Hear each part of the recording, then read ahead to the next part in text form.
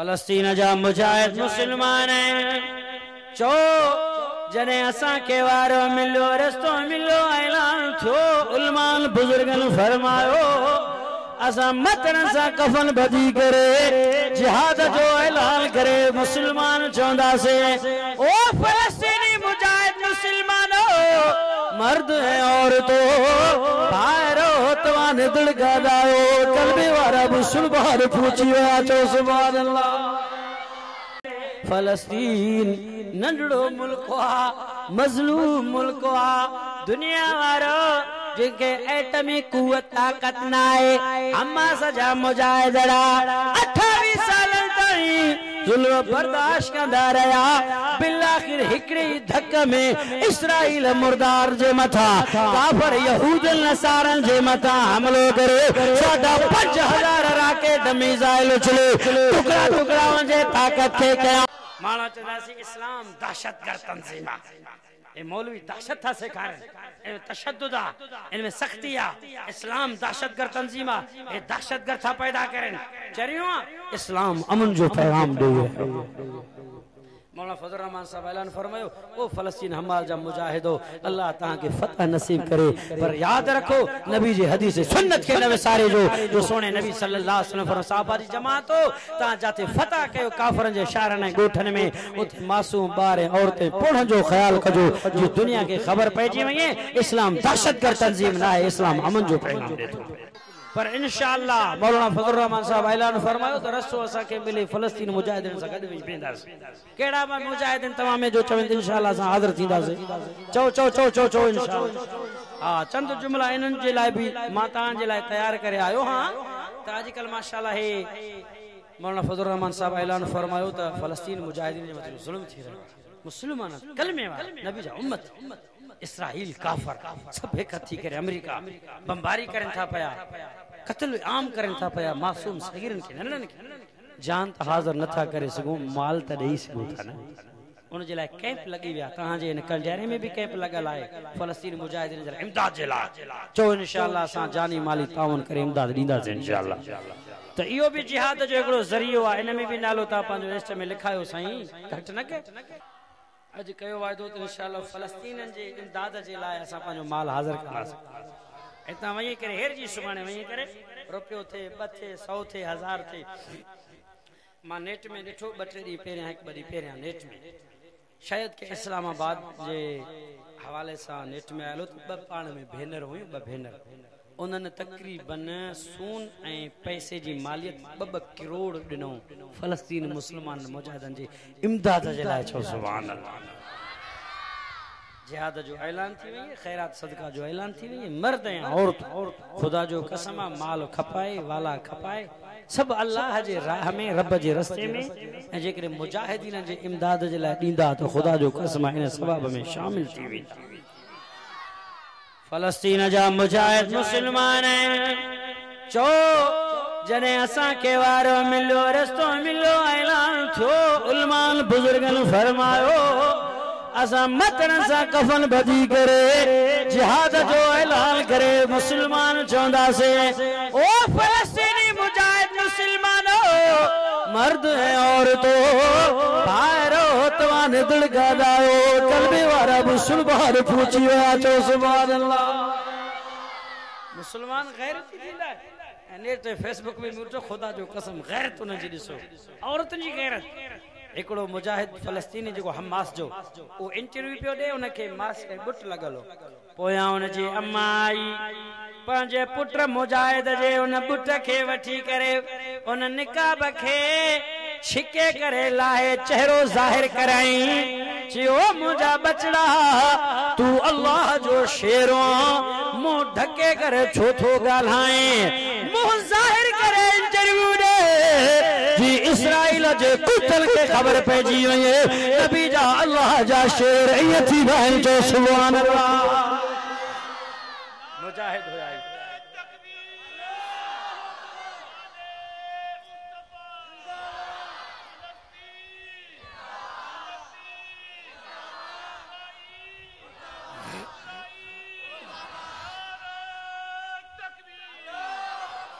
वे काफर सब एक हथिया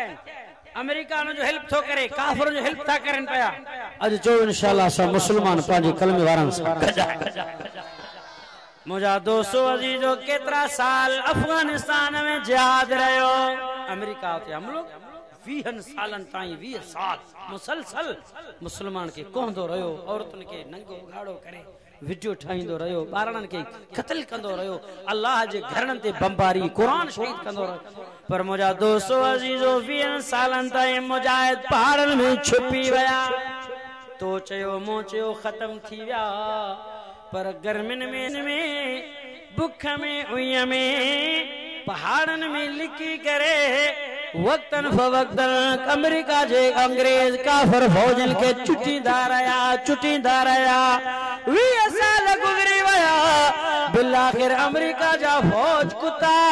काफिर पांजा पतलून सलवार चंपलू फिटो करे भजिया, अल्लाह अकबर जा नारा लगिया। आज भी अफगानिस्तान में नगर कर साल हिकड़ो तो थोड़ो फता कई, सब दाड़ नवारा सब पद नवारा और तुम पर देदार नजर आया। चोर चोरी को हथ कपे छरिया,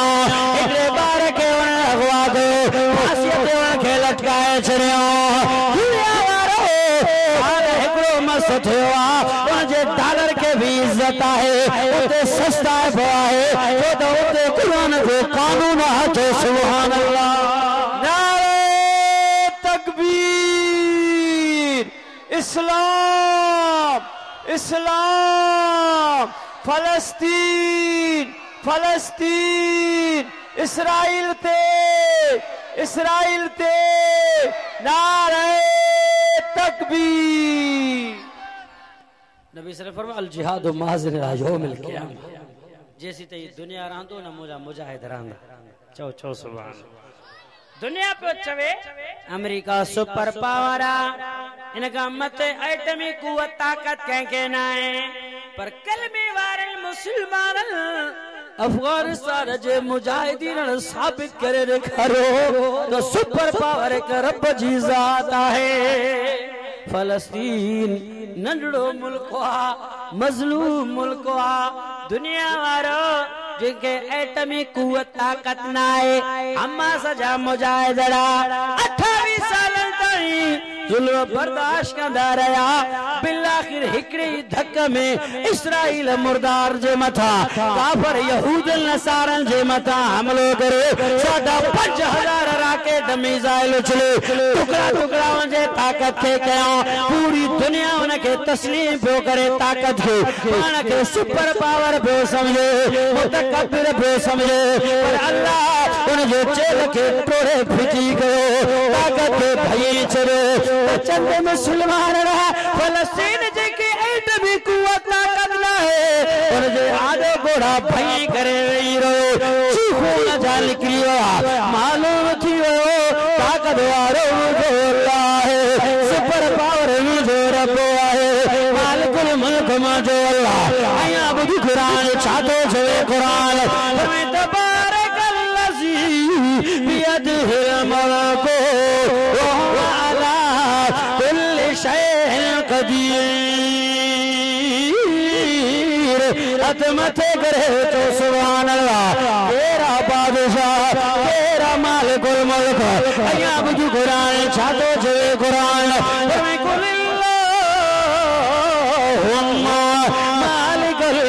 तुतिल मुल्क मन तशाओ व तंज़िउल मुल्क मिम्मन तशाओ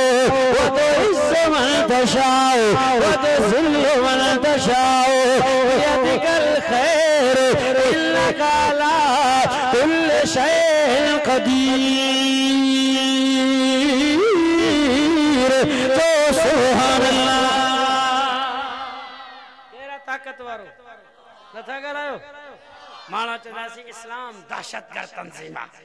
ए मौलवी दहशत था सेखारन, इनमें तशद्दुद आ, इनमें सख्ती आ। इस्लाम दहशतगर्द तंजीम आ, ए दहशतगर्द था पैदा करन। चरियो इस्लाम अमन जो पैगाम दे।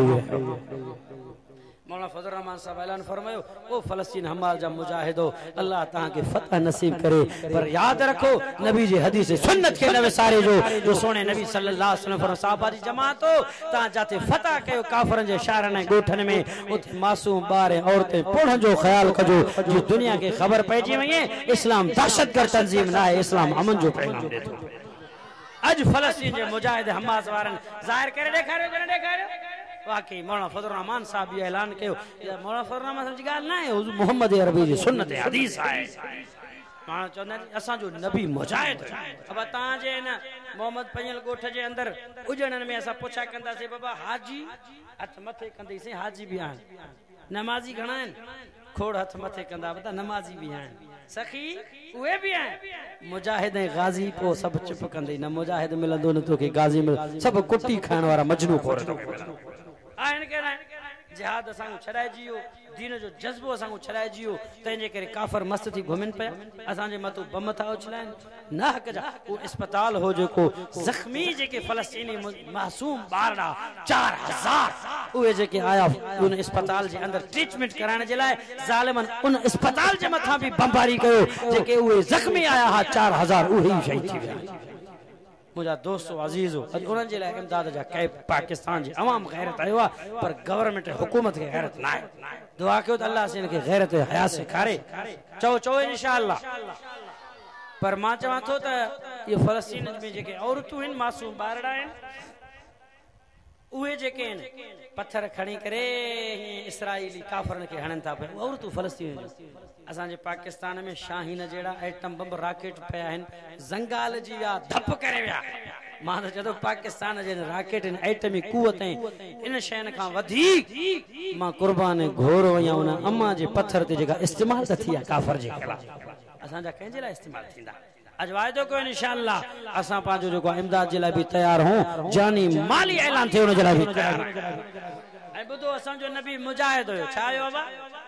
थोड़ो थोड़ो तो ओहद जे मैदान दे वठी हलां तां के ओहद जे मैदान में नजर कयो है शिकस्त से फतह केंजे हथ में ओहद जे मैदान में थोड़ो शिकस्त मिलियो साहबा 70 खां 72 शहीद थिया नबी जो चाचो 11 टुकड़ा थियो हुजूर सल्लल्लाहु अलैहि वसल्लम जख्मी सर मुबारक जख्मी दंदड़ा मुबारक जख्मी चेहरे मुबारक दे खून आलूदा थियो हलियो दाढ़ी ऐं सीने में खून आ रता उन दौरान नबी जो साहबी हजरत अबू तलहा रज़ियल्लाहु ताला अन्हु मुझे महबूब जे आजो ढाल थी बिए थो एडो त चोटू हुयो हजरत अबू तलहा नबी जो साहबी वडो तीर कमान हुयो असां जे कलमे वाले मुसलमान जा हथियार एक बे जे पोया इस्तेमाल थिन था अब आजकल जा मुसलमान के नथो मारे गालायो असां दे कश्मीर में तो ॾींहुं कोन्हे को जो खून न थे करे 10 खून करे 5 खून आहिनि टारगेट असां वटि ॾींहुं रात रत वहे पियो नाहक जो कलमे वारनि खे मारनि था खून करनि था वरी खुशी में फायरिंग भी कंदा आहिनि कलमे वारे के तो मारे मुसलमान के तो मारे खुशी तो करे पियो असां जा हथियार एक बे जे खिलाफ इस्तेमाल थिन था मुझा दोस्तों अजीजो आज वायदो को इंशाअल्लाह असां जा हथियार ऐं ताकत दीन इस्लाम जे जेको खिलाफ काफर हन कुरान मजीद इस्लाम दीन अल्लाह जे खिलाफ जेके मुर्तदीन हन यहूद और नसारा उन जे खिलाफ इस्तेमाल थिन चो नबी जो साहबी हजरत अबू तलहा रज़ियल्लाहु ताला वडो छोटू साहबी हदीस पाक में आयो ये छिके करे जो काफरन के पयो चुटे मोहम्मद अरबी जे आडो सीनू रखी छड़ियाई सोना तुझे लावा ढाल आया पोट्रे कमान टोड़ी एक कमान टोड़ी नबी से बियो यारो दो कमान टोड़ी नबी तू कमान यारो एक कमान उहद जे मैदान में हजरत अबू तलहा टोड़ा आया छिके करे चुटी दौड़ो हदीस पाक में आओ दुनिया वारो मौजो साईं बिनी जिहान जो सरदार सल्लल्लाहु अलैहि वसल्लम सरबार करे मोह मुबारक गडी करे बिस्मिल पया मुझे साहबी हजरत अबू तलहा मुरीद मुजाहिद किथे जो लगे हजरत अबू तलहा फरमाओ खुदा का भी हो या रसूल अल्लाह सुना पाजो चेहरो मुबारक हेठ गयो बड़ा काफर जो तीर ताके न लगी हुई नहरी दून नहर का नहरी दून नहर का मुझे सीनू तुझे सीने जगह हाजिर है वो नबी जो साबिया हजरत तलहा ये अबू तलहा है वो हजरत तलहा रज़ियल्लाहु तआला अन्हु उन पाजे जिस्म के बगैर के ढाल सिर जे ढाल करे नबी जे आदो बीठो दुश्मन सा विढ़ंदो रहियो ऐ सहाबा मुजाहिद होया गाजी होया शहीद होया नबी असा जो मुजाहिद दीन जो जज्बो जिहाद जो छला जीवो दुनिया वारो अल्लाहु अकबर कबीरा छुट्टी दो हदीस पाक में आओ असीमा वधीक तलवार तीर जा जख्म हजरत तलहा जो जिस्म के लगी चुका है एकड़ो बाशल थी नबी ऐलान फरमायो ओ जब तलहा ओ सहाबा जी जमातो बुधो अज तलहा जला जन्नत वाजिब थी चुकी है एकड़े हथ सा दुश्मन सावड़ा दो रहो बे पासे मां नबी जी दिफा कंदो रहो आजाद जो सुभान अल्लाह नारे तकबीर शाने सहाबा उलमाए हक उलमाए देवबंद नारे तकबीर हाँ इस्लाम दीन असा जो मुजाहिदा अमन वा कहीं ता के चो तो जिहाद इस्लाम दीन का बाहर ना दिसो नबी सल्लल्लाहु अलैहि वसल्लम मैदान में केतरू जंगू ने ऐ एकड़ो बियो साहबी हजरत साद रज़ियल्लाहु अन्हु जो नालो ऐ वो साहबी तो वडो चोटू होयो नबी सल्लल्लाहु अलैहि वसल्लम हजरत साद रज़ियल्लाहु तआला अन्हु के तीर दीदा पया वयन हदीस में आयो अब जी ता बंदूक हो जे बियो मानु गोली दींदो वई ता के वो नबी सही तीर दीदा पया वयन हजरत साद रज़ियल्लाहु तआला अन्हु के हदीस पाक में आयो नबी सही तीर दीदा पया वयन इया पया फरमायो या सादो इरमे फिदा का बीवमी ओ साधु चुटे काफरन के चुटी दोरा मुझो अबो मां तो दे घोर है तो सुभान अल्लाह हां चुट साध चुट काफरन के नबी से पान पे फरमाया मुझो पी मां तो थे कुर्बान वई हजरत अली रज़ियल्लाहु तआला जी रिवायत आ तो नबी सल्लल्लाहु अलैहि वसल्लम पूरी जिंदगी ये लफ्ज मैदान जिहाद में हजरत साद जिला इस्तेमाल किया फिदा का भी व उम्मी मुझो अबू अम्मा तो थे कुर्बान घोर वई कह जे लाए नबी ये लफ्ज इस्तेमाल न कया सवाए ना मुजाहिद जी तेजी माना जिहाद जो एडो शान आ ना मुजाहिद जो एडो मकान आ ना एडा वडा हदीस ज़खीरा हैं पर मुजा दोस्तों अजीजो आज वायदो को इंशाअल्लाह असा हर वक्त जिहाद जिला तैयार हूं दुआओं घुरंदा से अल्लाह फलस्तीन मुसलमान मुजाहिदन जी हिमायत फरमाए मदद फरमाए गैबी मदद फरमाए ऐसा ने पाकिस्तान जे फौज है जनरल के आसिफ मुनीर साहब के अल्लाह हिदायत फरमाए जो ईमानी गैरत जज्बो अल्लाह उनके अता फरमाए जो हिकड़ी धमकी दींदा भी इसराइल जो दम निकली अमली मैदान में अचन कौन था माशाल्लाह सिंध अमन मार्च भी थी रहो चो सुभान अल्लाह असा जो कायदे सिंध अल्लामा राशिद मामू सुमरो साहब अमन मार्च रैली कढंदा कश्मीर खां वठी महंगाई भी वडी अमन भी बदमनी भी वडी आ असा जे जिले कश्मीर शिकारपुर कंदकोट जेकुमाबाद में मानू त मानुन के छडियो पिकटन ते थाणन ते हमलो करे डीएसपी फकीर एसएचओ साहब पुलिस वारन के अमले के खयूं ये जो वंदा पिया थी कच्चे में हल बेड़ा अने पुलिस वारा जो खड़जी था वही आवाम जो चाल थी एकल ट्रेडी गुलाम मुस्तफा कोरई साहब एसपी आ शिकारपुर जो उन शायद हाने मता डील बील करे कुछ न कुछ करे मोटर आया था सी मानू पांजा अब अगवा करे वा कहीं के ना ना पुलिस भी ना एसएचओ साहब डीएसपी साहब वही एसआई साहब वरी बुधो बुधो जेके मानू खजन था ना कोने में मुलविस केरा एसएचओ साहब एसआई साहब तोरे फोन कंदई उजन साहब काथे आ गाड़ी कार काहे आ टैक्सी सा वणो आ काथे या डाक्सन काया माल ढोर खणो आ वेंदे ते कच्चे में धाड़न जे अगवा कराई छड़ी केर एसआई साहब वाह जी वाह माना खणन वाला भी हुए खणन वाला भी हुए क्या मतलब शायद गाल समझ में न थी अमन जो यो हाल थियो डी रात मानो मरंदा को निकरी न तो सके बदमनी कौमी कबायली झगड़ा झेड़ा थिया अगन जमाने में बंदूक कलेशन जो गोलियों ता बुधंदा हुए हाने हियर ता असा दे रॉकेट ला चढ़ा बस इन खां सवाइ त ॿियो को हथियार आई न बस ॾींहुं राति इहे कम आहिनि माण्हुनि वटि असां वाइज़ू करे करे थकी पिया आहियूं मुंहिंजा दोस्त अज़ीज़ो उन इलाइक़े जे धाड़लनि खे वाइद कयासीं कचनि में वियासीं असां पर अलाह उनखे हिदायत ॾींदो चओ सुभान अल्लाह आमीन चओ वॾे आवाज़ ऐं हफ़्तो थी वियो आहे असांजे कंदकोट जे इलाइक़े में उहे धनार विया ॻोठ जा मींहुं चारण ॿकरियुनि जे चारण जे लाइ उन्हनि खे मिलो गोलो वॾो राखेड़ लाचर जो ॿारड़ा हुया उन्हनि ॾिठो त को खेॾणो आहे भाकुर करे बगल में खणी घर में अची दूहे में जो विधऊं फाटो 8 माण्हू शहीद थी विया घर जा इहा हालत अमुन तंहिंजे करे अॼु वाइदो कयो तव्हांजे ज़िले नौशरो फिरोज में 26 अक्टूबर ते क़ाइदे सिंध अल्लामा राशिद महमूद साहब अचनि था तो इंशाअल्लाह असां पंहिंजे जेको आहे कंडियारे नौशरो फिरोज जे पंहिंजे जनरल सेक्रेटरी ऐं अमीरनि जे क़यादत में सही अब्दुल अलीम कांगुरो साहब सही अब्दुल रहमान नगराज साहब जे क़यादत मौला राशिद महमूद साहब जे क़यादत में जो इंशाअल्लाह सभु असां हाज़िर थींदासीं हथ मथे करे जो इंशाअल्लाह हाज़िर थींदासीं तकबीर शाने मोहम्मद मुस्तफा शाने सहाबा